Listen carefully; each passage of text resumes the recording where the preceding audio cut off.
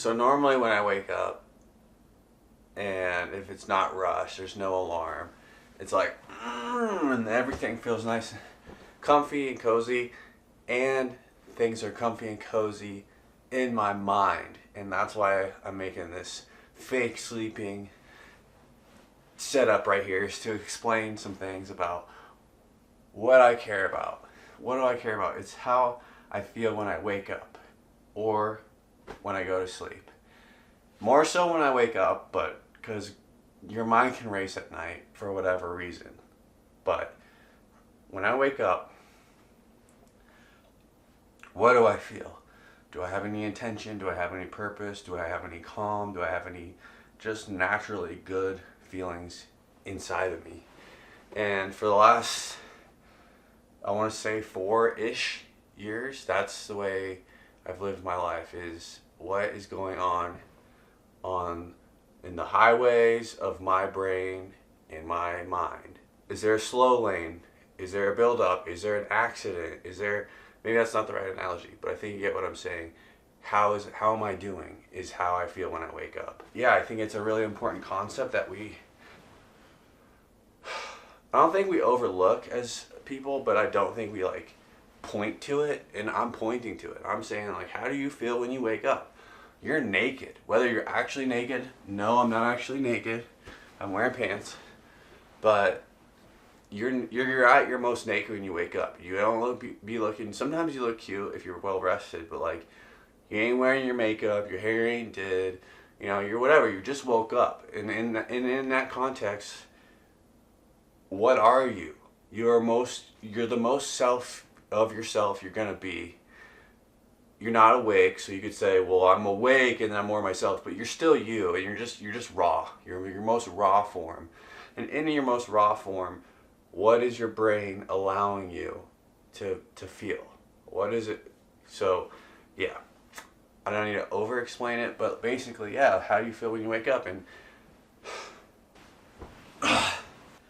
then the point of this video is fitness and strength and physique and all that and what I know. But for me, when I started going down the avenue, the path to be a trainer, to be somebody that somebody looks to, I can never separate the mental from the physical, and neither can you. Nobody can. And if you ever notice, trainers, when they're working with their clients, they're talking, they're smiling, you get to know these people just as the same as you would as a coworker you work with a lot, and hopefully you can have a good relationship.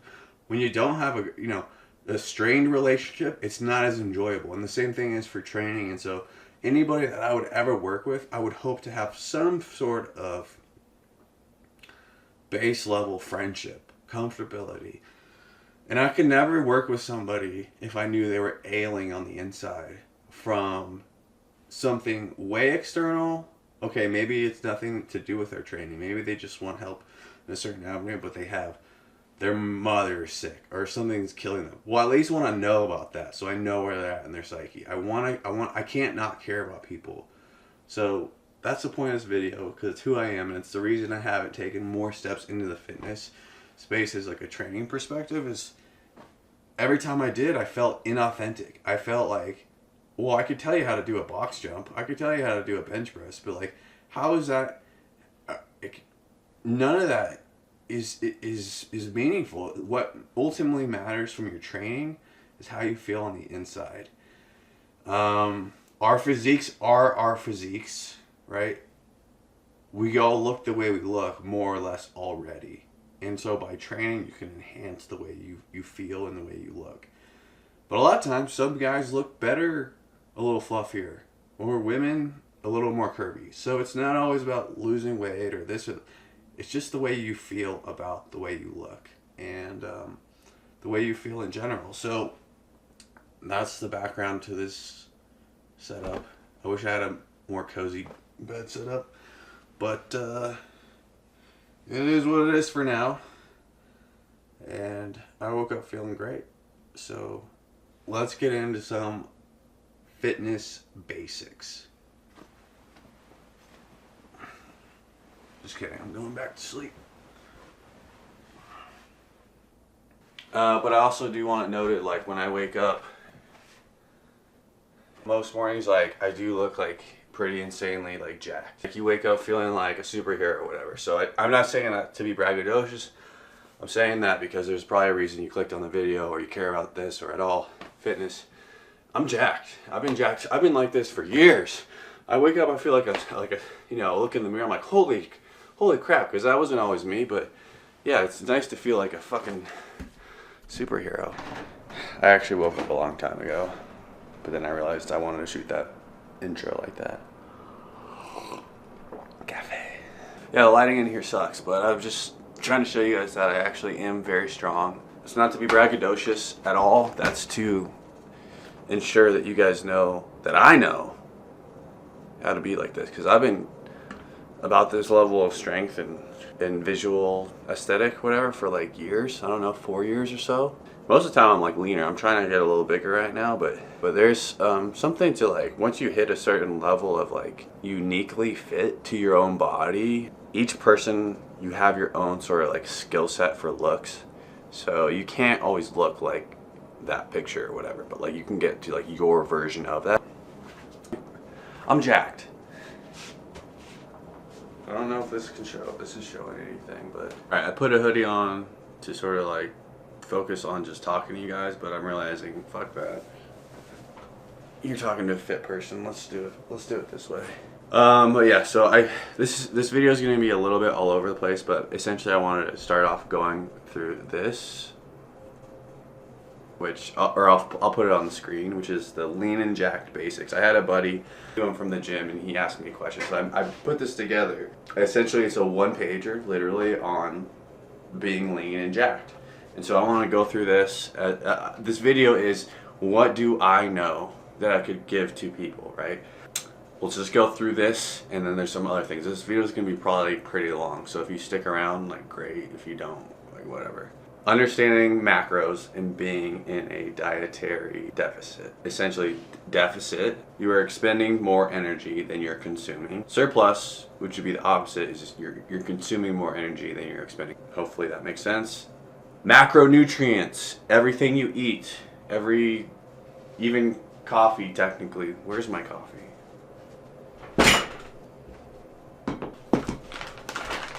Macros. It's nutrition labels vary from where you are in the world, but in the US, this is the US. Nutrition facts. We've all seen this. Nutrition label. Fat, carb, protein. Those are the three macronutrients. Fat, carb, protein. Two of them, carbs and protein, have 4 calories per gram. Fat has 9 calories per gram. So everything you eat, all of the, how am I gaining weight from this stuff? You categorize it in those 3 things, except alcohol. That's like 7 things per gram, 7 calories. I don't know. I don't even drink anymore, but like essentially alcohol, think about it roughly like a shot is like 100 calories. That's how I've always done it. But I've never really tracked it. If you've never worked with macros, my suggestion is that you start doing that so that you understand what you're intaking. I tracked at one point. Tracking your macros means writing down in some way, usually with an app, because we have technology now, and keeping a history of what you're eating, so you know what you're eating, so you know how many calories you're eating. So you could use like a MyFitnessPal, or like I think the one I use now is called Macros First. But if you've never tracked, and maybe it's a day, maybe it's a week, hopefully a month or 2, or like 3 to 6, I would say. It's a pain in the ass.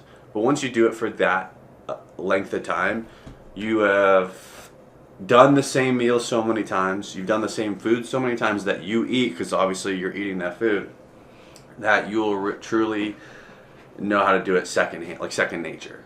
It'll be so easy. And also, I would say the length of time, that 3 to 6 months, it gives you enough random days where you're not eating what you normally eat. And you're camping. Maybe you're at a wedding. Maybe you're sick. And you're still tracking. Maybe not when you're sick, because you're just like out of it. But hopefully you could. And you don't judge yourself on those days. You're just like tracking, and then you're like learning, oh, like this bread and like olive oil that I'm eating or whatever, that's a lot of fat and carbs, and there's like no protein. And like you'll pick up these things and you'll think, like, how could this small little ball of peanut butter have more calories than like a whole bowl of popcorn? These are like the epiphanies that you can't really, I can say it and you can hear me right now, but it's not going to stick until you're truly putting in the work, from my perspective. Which is most things in life. Or else we wouldn't make mistakes. We'd be like, I hear you, I see it, and I'm doing it. Like nobody does that. So, okay. Find your maintenance. I said eat 150 to 400 calorie deficit. So finding your maintenance is a little tricky, but finding your maintenance, which means you're eating what you're expending. You're 185 pounds and you're staying at 185 pounds from Sunday to Sunday. That would be maintaining. Which, who does that? Like, you're going to be up or down. Like, you're not going to eat exactly. So to find your maintenance, there's variables, right? It's like, what are you eating? But also, like, if you're engaged in this conversation, maybe you're adding training at the same time. So if you're changing your training and changing your diet at the same time, it's hard to find your maintenance. So I would say, like, preliminarily, it's a good idea to just track before you start changing your training. Just track for a week or two. Okay, at that point, use a scale, see what your body weight is. No judgment, but like weigh yourself. Don't even do it every day. Like do it every 3 days and keep tracking. And then like a week, okay, what have I literally eaten and have I gained or lost weight with the current amount of, let's say you're doing like 3 workouts, whatever your workouts is. You factor that in. Okay, then you have a rough, let's say it's like 2,400 calories, that's your maintenance. 2,600 calories, that's your maintenance. Something like that. That's kind of hard to do. Finding your maintenance is actually, it's very gray because the amount of movement you're doing every day. Anyways, what you would want to do is, after you find your maintenance, I would suggest eating 150 to 400 calories below that if you're trying to like lean out, right? And this is where you could hear that advice anywhere, but like something that I really believe in is the slow burn effect of getting to where you want to go with fitness. If we tried to like map this out, let's say you're 190 and you want to be 180, and we figure out your maintenance is 2,500, and then you're like, all right, well, I want to be whatever. So that's a systematic approach that you could lose like a pound a week probably, or a pound every other week if you were eating like in the 300 to 350 calorie deficit, and then you're at 180. Hooray, hurrah, right? Okay, that's great. You hit your goal. Hitting a goal is, but like, what's your physique doing, right, in that time? Because if you're just doing that to do that, it's good, but at the same time, like, you're not really changing who you are as an identity. You're just kind of like eating less. That's all you're changing. And then you get to that, and then you have to maintain that. And like, are you gonna maintain that? And I think that this is the real tricky thing. So like, I never would want to work with somebody, or at least I want to educate somebody to my way of thinking, because it's better, is you're not trying to get to the 180. There is no weight number. What you're trying to get to is a different version of the way you're thinking about your entire fitness living, the way you live life, basically.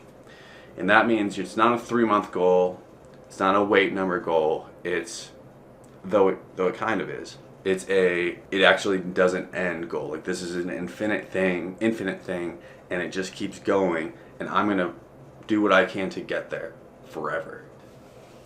With that, and with my approach, if I'm doing a 150 to 400 variance on cutting, 400 is not super, like, not crazy extreme, but you would definitely feel 400 calorie deficit. 150, way more manageable. I'm on the side of always go with the slow. Go with 150, go with 100, go with maintenance. That's what I did. I didn't try to cut. When I went from pretty average shape to damn shape, like damn, good shape and strong, I didn't really care about cutting weight I made sure I hit my protein because I knew that if I was a strength thing or a physique thing, I wasn't going to stop once I got to XYZ. I was going to keep going. So you can over time, and people would say you can't, but I did it. You don't need to change your weight to change your physique. You can build muscle and shed fat at the same time. A lot of people will say it's easier to shed fat and then focus on growing muscle in two separate, and they're right. That is easier, pulling one lever and then the other. But my healthier approach and more realistic approach is like, even if it's slower going and it's harder to do, if you're more eating maintenance level but like healthier foods over time, that instills who you are. You're not in a cut phase. You're not in a bulk phase. You're simply living the way that you live. And for me, that was really empowering because it just reset who I was. And I was like, this is the way I do things now. It's easy. Over the long term, it's sort of easier. And you never have to worry about like, okay, now I'm down to 180, but I'm not as strong. So now I'm going to eat a little more, and you're always constantly aware of this thing. Versus, I roughly know what I eat because I've tracked macros in the past. I know how the carbs and the fats and stuff. I've identified foods that I like to eat that makes me hit my protein. And if I'm eating higher for a little bit, that's okay because I'm going to stick to my training. And overall, I'm going to come back to the healthier, not even healthier, but like what I normally eat. You're going to come back to that. Versus like, if you're having a craving, like eat the thing you want to eat. You know how to manipulate the system because you've learned the macros. You know how to, all right, well, I'm gonna skip breakfast because I'm gonna have all this candy and popcorn or whatever at the movies or whatever. Or not. And you just eat more, but over the next, like, maybe it's like this. Here's a good example. Let's say, and this is also caveat. This is after, I might insert this. What I'm about to explain is after you've been solid for like 3, 6 months or 9 months or a year. I'm not saying like what I'm about to explain is this is earned. You can't do what I'm about to say from the get-go. It won't work. You have to be very disciplined from the beginning or in the initial stages. But once you get to a certain level of relative fitness that you've earned, you can see a change in your body. You can see a change in what you're eating, your general mood, your whole sensors in your brain are clicking differently. You're like, I got this. Then it's 9 months in, 16 months in, whatever it is. You're going over to your buddies at the barbecue. You're like, okay, I'm eating whatever I want today, ton of protein, but like I'm eating the salad this and I'm having the beers there. And then all of a sudden you get invited midweek because you were like, oh, that was a lot of food, but like I'm gonna, over the next week or two, I'm gonna like just go back to my maintenance. And that'll pull me forward. Like, that'll get me back on track. Like, don't sweat. Like, you don't need a cut day. You don't need any of that. Just go back to maintenance. And if you're a pound heavier, oh my God, you're going to work it off. It's fine. It'll just go away. It's not enough to make a difference. But let's say, like, that was Sunday where you had that barbecue. And then it's, like, Thursday. And the boys are like, we're watching Thursday night football. Come out. And sorry if this is, like, man-centric examples. This could be, like, girls' night out. Yo, Christina just got dumped. Like, we're all going out. And you have like 6 drinks for whatever reason. You're feeling good or whatever. Whatever the case is, you have another thing come up. You still don't beat yourself up. You still don't give a fuck. You still don't change anything. And that's twice in a week that you've made these like these choices to live your life. Because of like what you've built and accumulated over time, your muscles aren't going anywhere. Your fitness isn't going anywhere. Your habits of going to the gym and eating what you normally eat aren't going anywhere. So if you're over by a pound or two, like you don't actually fucking worry about it. If you wanted to, you do like, oh, I'm going to do an extra day of cardio or whatever a week. If you wanted to. But like in general, the tried and true method of like slow burn, you don't ever have to worry about like what you eat or anything like that because it's so minimal. It's so insignificant. I don't know right percentage, but 365 days is a lot of fucking days. That's a lot of fucking days. And if you're eating right and on track, and a lot of days you're going to eat less than you're supposed to eat too. Yeah, I hope that all makes sense for my approach. Amount of protein you want to hit, gram per pound of body weight. That's like the generic rule. I think it's kind of bullshit. I don't know. I think it depends on where you're at. If you're like making newbie gains, like yeah, you want to eat your protein, but those gains are going to happen anyways. But anywhere from 0.8 to 1.2, eat over protein, sure. Eat enough protein and try to hit it every day because that's going to instill those habits, right? And when you're tracking it first, do it. And it's actually not hard to hit it when it's like new. Eat the Greek yogurt. Like the real tips are either find a time of the day. Every day you have a shake. What do you put in that shake is up to you. Maybe it's just banana, protein, ice, cinnamon, whatever. Maybe you have oats if you're trying to gain weight. Peanut butter, dates, a shake thing, gainer shake, usually for the gainer. Boom. Or if you're just losing weight but you need protein, water and protein powder. Find one you like. With good, that is like a lot of protein, not a ton of carbs, not a ton of fat. Or it's like every night before I go to bed, I eat yogurt or whatever it is. You find a couple of staples that add like 30 to 50 grams of protein, and then you have the rest of your day 30 to 50. Again, that's a ton. Then you only need like 100 or 120 or whatever, and that sounds like a lot, but if you're eating one meal that has like 30 to 50, add that over here, you're at like 80 to 100 with almost not thinking about it. And you have a couple more gaps to fill, right? And we're also not counting protein from like bread. We want all the amino acids, so poultry, dairy, red meat, like fish, like that. Those are what we're going with. Am I forgetting any probably, but whatever. So I kind of already touched on this, but the biggest thing for me, so I had a lucky thing that happened to me where I lived at the time. There was this hill and I enjoyed walking this hill. So I'd go with my backpack, I'd walk to the gym. I was like on my feet a lot. Walk to the gym, walk to a coffee shop, walk up this hill, walk home. That's ideal. Not everybody has that situation. I don't have that situation anymore, but I loved it. And without knowing it, carrying the backpack with my laptop and my gym stuff or whatever, my clothes, up that hill, and sometimes I didn't. Sometimes I would just walk this hill, and sometimes I wouldn't walk this hill, but a lot of days I did this. A lot of fucking days. And that's the zone 2 cardio that you love. So, that your body loves, really. Zone 2 meaning this. I don't want to explain it, so here's a visual. And essentially a brisker pace. You're at a brisker pace, you're sweating a little bit, you feel good, but you're not like overwhelmed. You're never overwhelmed. But that was not actually cardio for me. I was just like a thing I did. Or maybe it was kind of 1 foot in, 1 foot out. It was like, I kind of know this is exercise, but it's more like for my brain and I'm just living. And that really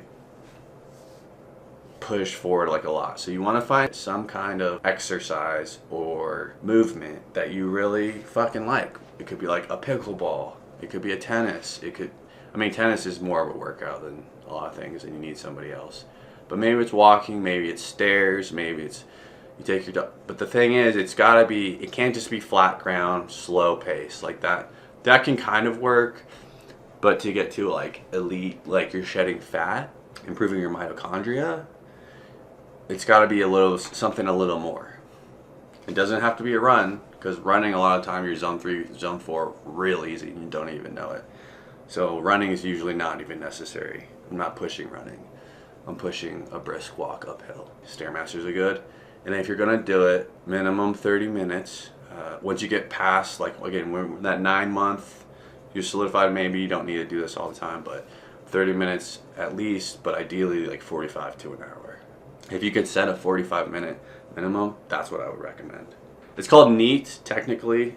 What does it stand for? Non-exercise activity thermogenesis. Thermogenesis being when we create heat, that's expending energy. Non-exercise. So it's like folding laundry, walking around the house, doing chores, cleaning the attic.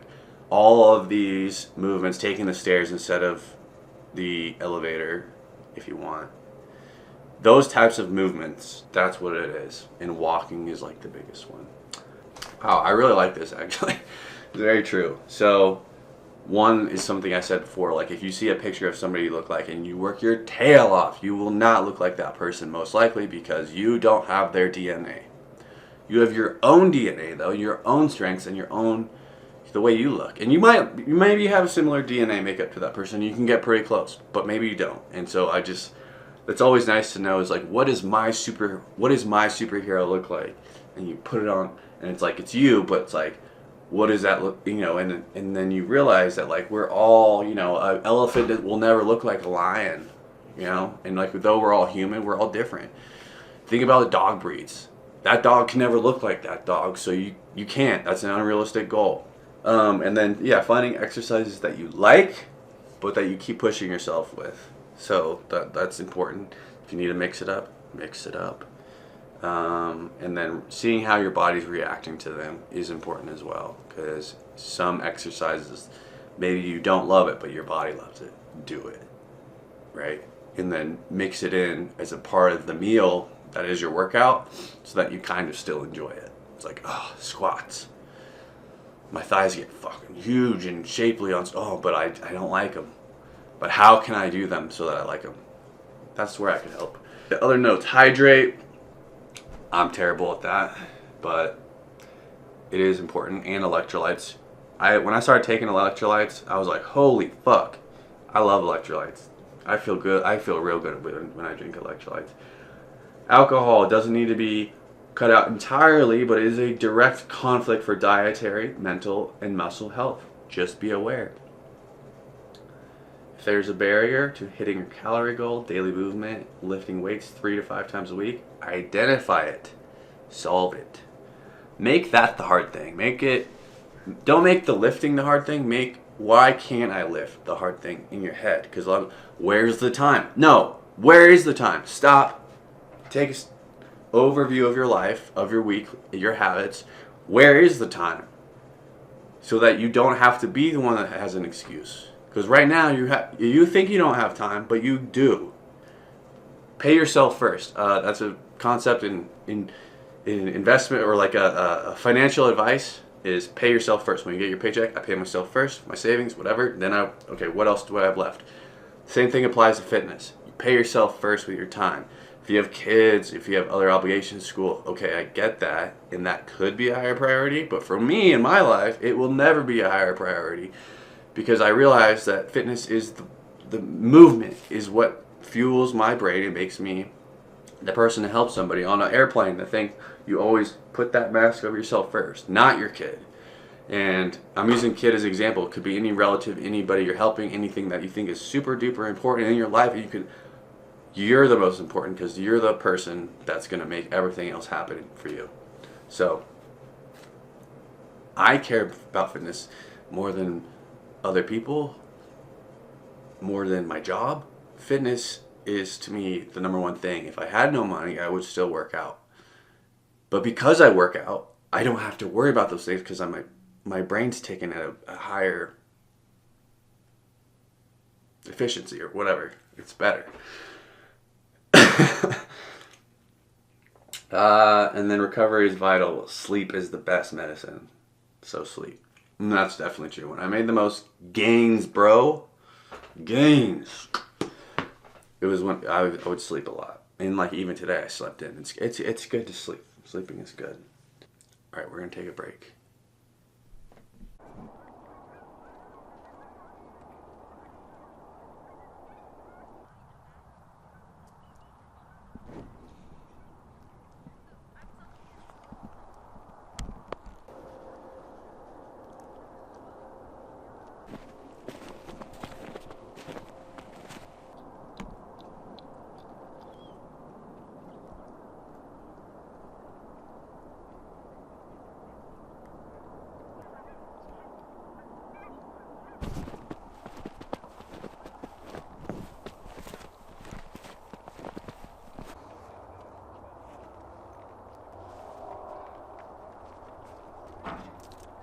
So yeah, basically just figured I'd finish up this talk in a new spot. So this portion of the video is really going to be about like, should we work together? Like, are we a good fit? What I wanted to first say is like a lot of what I've already covered, it's all about what's going on inside your mind. So everything that we do that's physical is also mental, and like it's inescapable. Like you can't experience one without the other. It's just really important to me that it's acknowledged, because any sort of happiness or catharsis from seeing something is happening in your mind. And we would be a good fit if you're somebody who's spiritual and believes in the mental and physical connection. What can I actually provide is a somewhat type of a friendship, right? A base layer of kindness to you, a support system that is essentially like like emotional support, but also like I would know if you did a good job objectively on something, so that's a type of support. I could be like the thorn in your side to make sure that things are getting done, although I do not like that. I would rather you just are on your stuff on your own. The main things though that I can provide is guidance, and that comes from like your training splits and volume, the workouts you're doing, and the nutrition. And I am a certified nutrition coach, and also a certified trainer through NASM. But I can only teach you what I know, what's worked for me, and the strategies that really work, the strategies that work for me.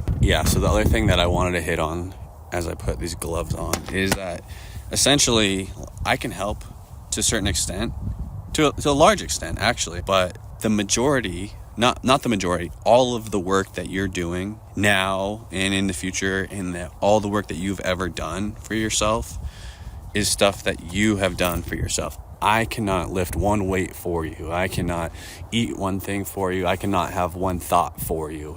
Everything is in your own mind. So my ideal type of client is somebody who understands that like you don't actually need me. I can teach you things, give you the fishing pole, but then you gotta fish and you gotta follow through, and it's all on you. There's keys, but once you're through the keyhole, like it's all on you, and really identifying that and holding yourself accountable. Because let's say you work with me for 3 months or 6 months, and we get you nutrition right, we get your training on right, and it's going well. Well, after 6 months, you've seen progress based on your own actions. So there's really no reason that we should maintain a working relationship. I don't want to work with somebody longer than 6 months. If you want me to be your trainer for years and years, then that would only be because you enjoy me as a person and connecting. But like overall, and maybe there's some things that you don't want to be kept up to speed on in nutrition or fitness or things to do, and you rely on somebody else to give you that information. That's fair too. But on the whole and large, I don't expect to work with anybody longer than 6 months. You should have every tool in the toolkit after 6 months. The reason that I've never truly pushed myself to get a client and to have somebody pay me, which I could have had in the past. People have offered to pay me for things, and I say no, for free is good, is because I feel like an imposter giving this information. And the video I watched last night affirmed that that's the right feeling. And then if you feel like you know what you're doing and that you are feeling good about charging people, then your entire approach is being an imposter, and you are an imposter.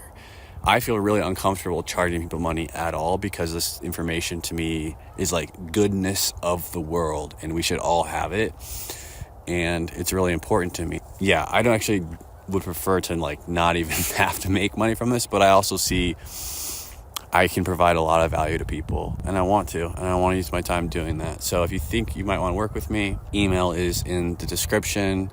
And the other thing that I highly recommend if you're going to work with me is that if you don't journal, that's fine.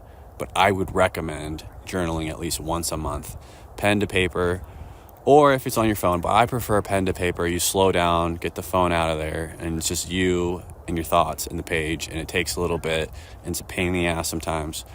But other times it's not, and it just comes effortlessly. And I just really connect with people that can connect with themselves, and you will find things and you will learn things about yourselves from doing this process of journaling. Where we're trying to get, unless you have had an injury or you have a medical condition and that's why you want to work with me to get in better shape, aka you won't, that's not the type of person I want to work with, because you're only working out because you have to, not because you want to. I want to work with people that want to work out. And if you want to work out, in all likelihood what you're trying to change about yourself or improve about yourself are pretty much physical, but they're overlapping with what's going on inside your brain. So I will want to have not just you journal or don't journal. That would be a question I would ask you once a month or so, but I would also have ongoing questions. I'm not your counselor, I'm not your shrink, I'm not your therapist. It's normal to talk to people in this facet. It's connection, it's human to talk to people. It doesn't have to be a shrink, it doesn't have to be a therapist, it doesn't have to be your family, your mom, your dad. It can be anybody on this planet. It can be the barista, it can be your neighbor, it could be anybody. And I want to be that person a little bit. I would never be able to give you advice, never would try to do anything like that. But if I'm not having some type of connection with what's going on inside your mind and in between those ears and in your heart, then we're never going to get to results that physical that will align. Like, it all has to work in unison, because you can think, oh, I want broader shoulders or a skinnier waist, and then you get it and your bucket's still empty, and it's like, why is it empty? The last thing that I want to touch on, which I've said a lot of rambling here, and I've not eaten yet today, is your long-term goals. It should sort of be something more than something uniquely like physical. Like, okay, you want to get from 190 to 180. If we check that box, like, are you golden? Are you good? No. So you're going to keep progressing in your fitness journey, as they say. Well, they say that for a reason, because it's going to continue to evolve. And so I would also suggest that as you start working with me, or whoever you're working with, or even yourself, that you start playing around with ideas in your mind about what type of fitness competitions, events, things to better yourself and prove yourself and show that you're making progress. Like, what kind of things would be of interest to you? And that could also be like climbing a mountain, or ski, what's that called, with like dogs and they pull you, like ski sled or whatever. It could be that. It could be running a marathon. It could be doing 10 pull-ups in a row. Like, these types of little incremental progressions, or maybe it's a really long-term one and you have to work your way towards it. Anything like that that is performance-based is super healthy. I couldn't recommend those things enough. It also gives you a reason to, when you're in the gym and you're pumping your biceps or whatever it is, like, it's all a part of it, and you feel better. You feel more intrinsically motivated to get done what you need to get done. For me, something recently that really opened this was I started a coffee cart company where I am not wearing a shirt. I'm only wearing an apron. And then I'm working out, and I'm like, finally, this working out thing, you know, I am this muscle image of this marketing part of this coffee cart, right? And it's small fry and it's not a big deal, but I enjoy doing that coffee cart. And I also enjoy how it makes me feel when I'm training, because my training has more purpose. I've already looked great for years, but now it's like, okay. And that's just me. That's an example of something that clicked for me. You have to find your own path. As other thoughts are creeping into my mind, surround yourself with those that are like you. And that's really hard. And you're going to be like, well, no, it's them. But like, that little thought, you have to jump back behind that thought and say, no, it's whoever I've known forever. We're resetting the deck. And maybe I can still be friends with that person, but I'm not going out drinking Saturday every night with them, or I'm not lounging, watching football, whatever these little things. And they're hard. The mental part is the hard. The physical part's pretty freaking easy. It's tried and true. You do the right things. You eat, you sleep, you work out hard, you eat right, you're going to get the results. So it's like, what are these other mental barriers that are blocking you from getting there? And how can we get around those? And that's something that I would hope that you could lean on me for, but you really got to follow through. You got to like punch your own ticket. All right, I'm cold. I'm about to get the F out of here and go eat some pizza.